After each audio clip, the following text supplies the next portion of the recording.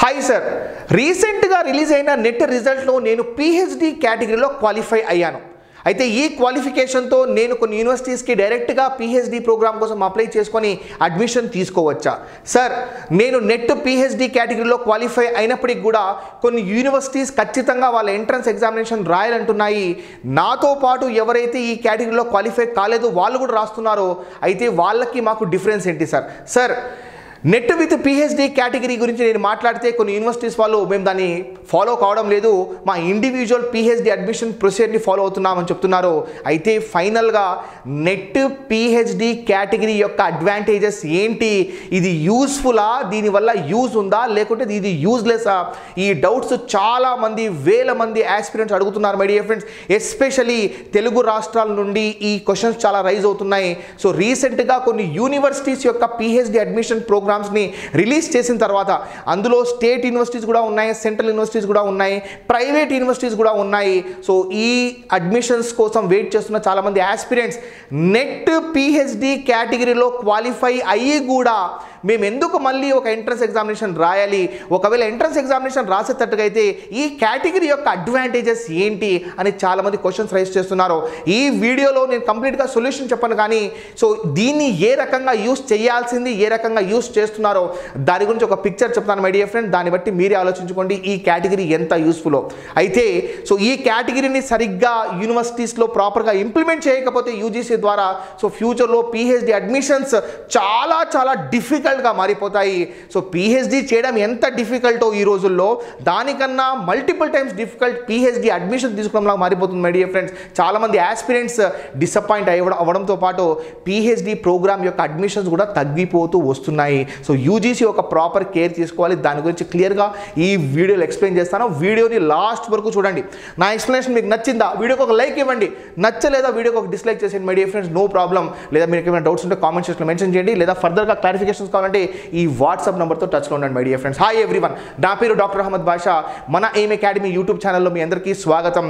ఈరోజు net PhD category యొక్క advantages as well as కొన్ని యూనివర్సిటీస్ రిలీజ్ చేసిన నోటిఫికేషన్స్, రాబోతున్న నోటిఫికేషన్స్లో ఇది ఎలా ఇంపార్టెంట్ రోల్ ప్లే చేస్తుంది దాని గురించి క్లియర్గా చెప్తాను మై డియర్ ఫ్రెండ్స్. వీడియోని లాస్ట్ వరకు చూడండి, వీడియోకి ఒక లైక్ ఇవ్వండి, మీ ఫ్రెండ్స్తో షేర్ చేయండి మై డియర్ ఫ్రెండ్స్. ముఖ్యమైన కంటెంట్ని స్టార్ట్ చేయకముందు మనము మార్చ్ 5th సంకల్ప్ బ్యాచ్ని స్టార్ట్ చేయబోతున్నాం.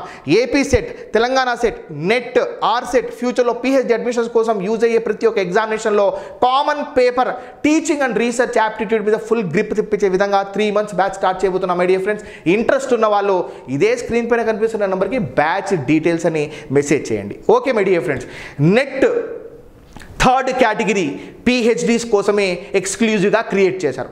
ఒకసారి మీరు దీని హిస్టరీ గురించి మనం మాట్లాడితే యూజీసీ యూనివర్సిటీస్కి ఒక లెటర్ రాయడం జరిగింది మై డియర్ ఫ్రెండ్స్. ఆ లెటర్లో ఏం స్పెసిఫై చేశారు అంటే పిహెచ్డీస్ కోసం చాలామంది ఆస్పిరెంట్స్ మల్టిపుల్ ఎంట్రన్స్ ఎగ్జామినేషన్స్ రాస్తున్నారు.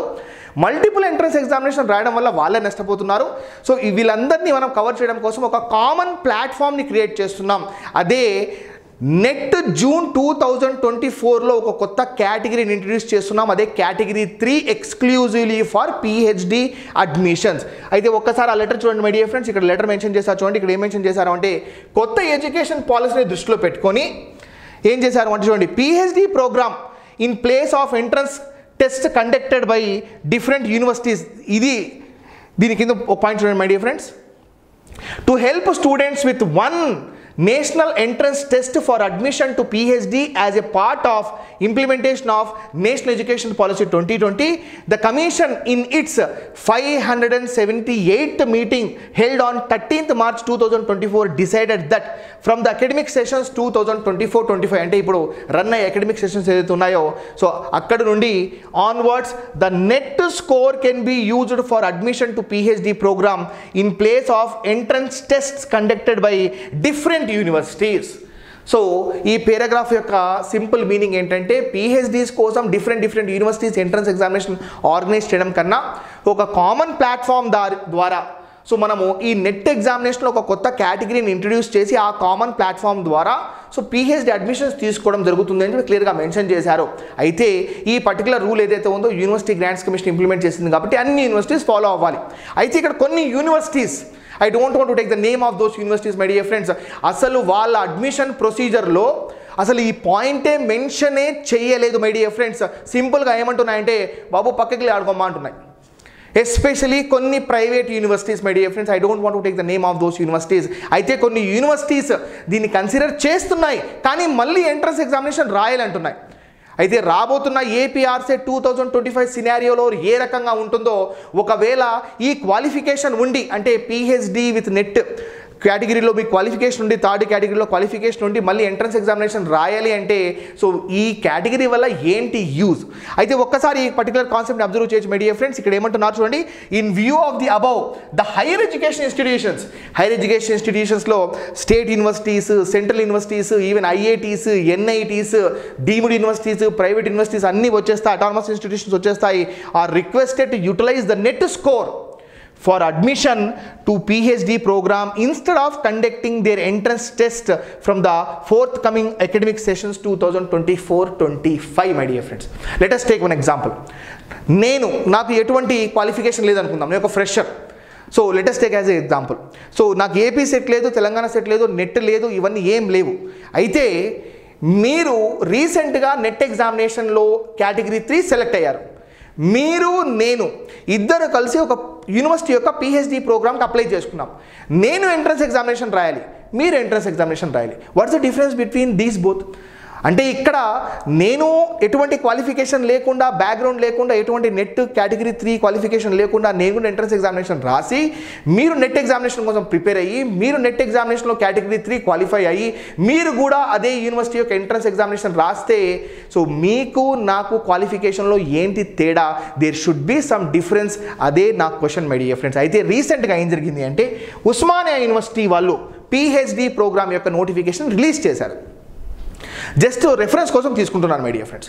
అయితే రీసెంట్గా రిలీజ్ చేశారు. ఫస్ట్ టైం ఎప్పుడైతే ఉస్మానియా యూనివర్సిటీ వాళ్ళు పిహెచ్డి ఈ ఇన్ఫర్మేషన్ బులెటిన్ రిలీజ్ చేశారో అసలు ఈ పాయింట్ ఎక్కడ మెన్షనే చేయలేదు మై డియర్ ఫ్రెండ్స్. కావాలంటే 2 బ్రౌచర్స్ మీకు కంపేర్ చేసి చూపిస్తాను చూడండి.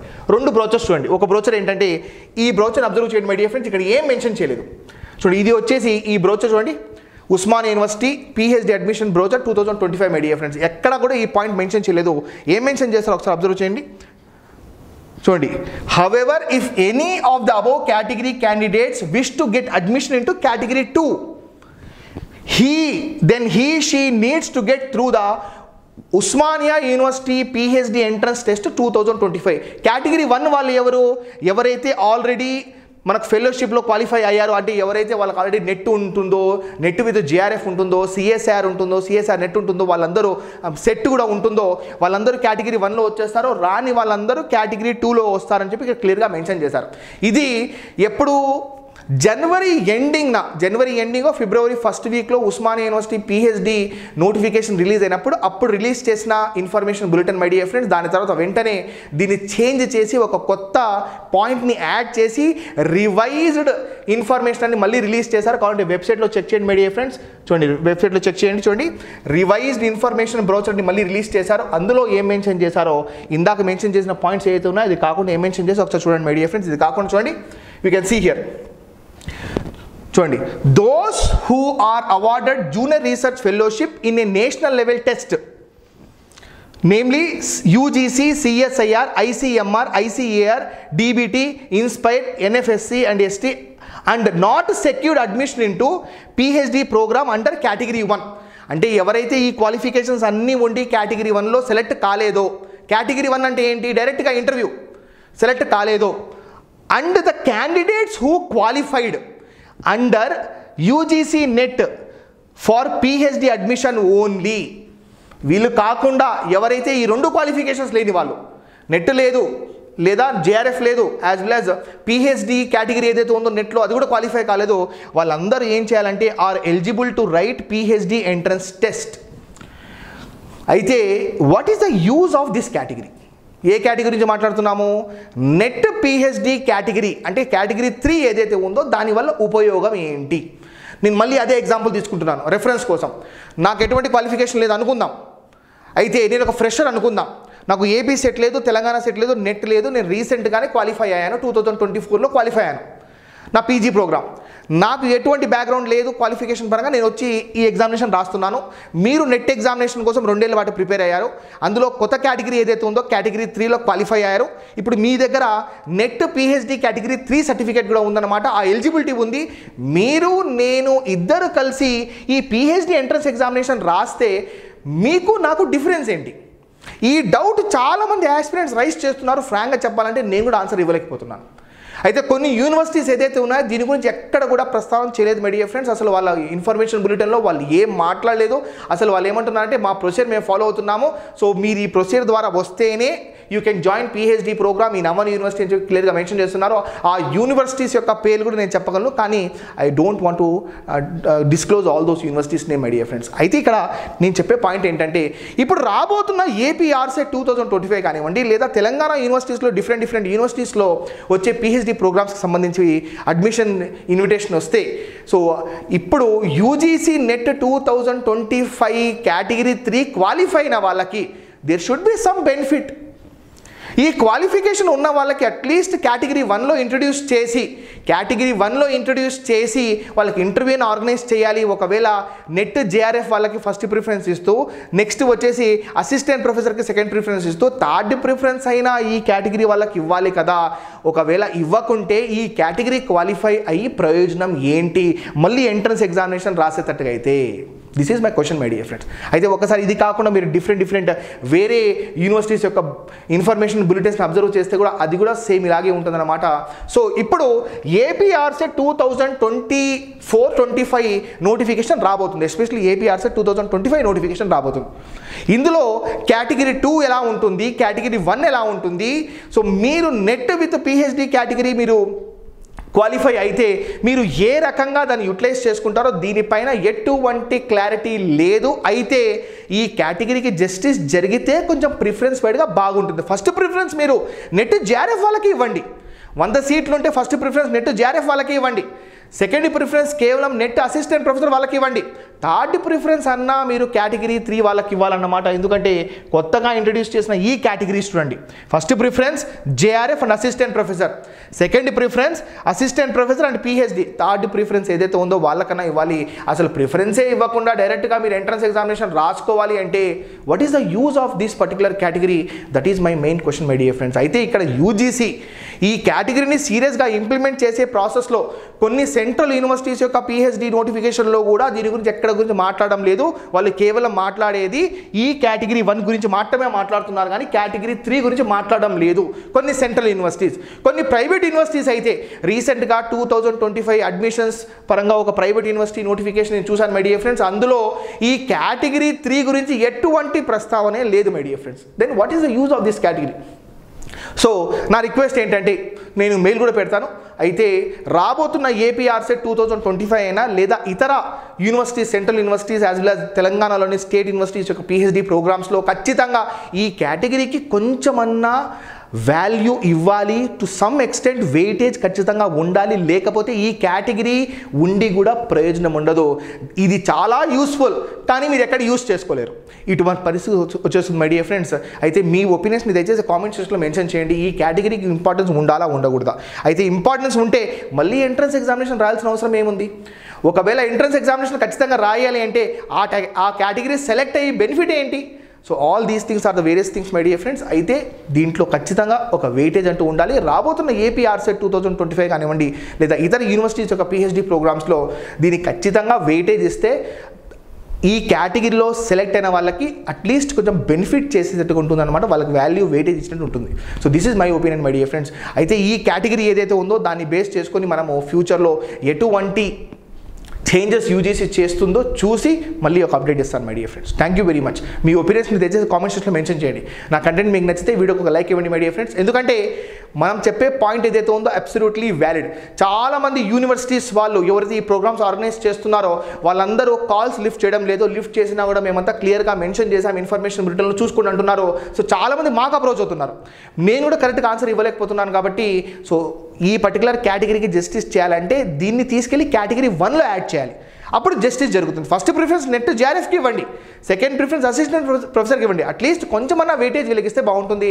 లేకపోతే ఏమీ క్వాలిఫికేషన్ లేకుండా ఎటువంటి సెట్ నెట్ లేకుండా ఉన్న aspirant so with category 3 qualification ఉన్న వాళ్ళకి కొంచెమన్నా డిఫరెన్స్ ఉండాలి కదా. This is my point my dear friends. So this is all about today's video my dear friends. Thank you very much for your valuable time in watching this video. వీడియోకి ఒక like ఇవ్వండి, మీ ఫ్రెండ్స్తో share చేయండి. మీకు ఏమైనా doubts ఉంటే comment సెక్షన్లో mention చేయండి. మనం స్టార్ట్ చేయబోయే Sankalp batch exclusively for net set PhD admissions కోసమే ఈ బ్యాచ్ ఉంది మై డియర్ ఫ్రెండ్స్. మీకు ఇంట్రెస్ట్ ఉంటే బ్యాచ్తో చేరండి. బ్యాచ్కి సంబంధించిన ఫర్దర్ డీటెయిల్స్ కన్నా ఈ పర్టికులర్ నెంబర్కి మీరు కాంటాక్ట్ అవ్వండి. సో మీకు బ్యాచ్కి సంబంధించిన మొత్తం details as well as updates కూడా అందిస్తాం. అదే నెంబర్కి మెసేజ్ చేయండి. లేట్ అయినా ఖచ్చితంగా అప్డేట్స్ ఇస్తాం మై డియర్ ఫ్రెండ్స్. ఎందుకంటే చాలామంది హండ్రెడ్స్ ఆఫ్ మెసేజ్ ప్రతిరోజు వస్తాయి. కొన్నిసార్లు మొబైల్ స్ట్రక్ అయిపోతుంది. ఆ మొబైల్ స్ట్రక్ అయిన మొబైల్ని మళ్ళీ రీస్టార్ట్ చేస్తాం, మళ్ళీ ఆన్ చేయడానికి ట్రై చేస్తాం, హ్యాంగ్ అయిపోతుంది. కొన్ని మెసేజ్ మిస్ కూడా అయిపోవచ్చు. ఒకవేళ మీకు 1 or 2 డేస్లో రిప్లై రాకపోతే మళ్ళీ అదే మెసేజ్ రిపీట్ చేయండి. Try to understand. Okay, thank you very much. This is doctor Ahmed Basha signing off. Will meet with many more videos. Take care of your Jai Hind.